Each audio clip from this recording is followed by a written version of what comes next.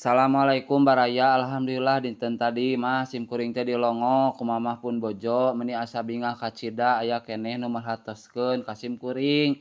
Sim kuring uih ti Serang ari pek teh tos aya nyampak di bumi tapi henteu lami ku margi saurna bade gacong.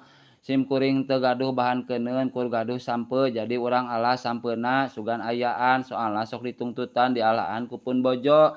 Ari berat-berat namah badena ayaan sampe pada pageuh kacida katambih atuh kana hanapeun tangkal cau beutina bingung sim kuring mah sok kaisinan ku mamah pun bojo teh isin ku tara tiasa mahanan tapi ari kolot mah ka anak gaduh tuangeun saalit ge meuni dijajab-jajabkeun teu cara anak kakolot tara aya kainget sakapeung mah boga dadahareun ge sok hese mikeun tos teu kedah dicarioskeun kolot ka anak mah kanyaahna moal mata kapulang.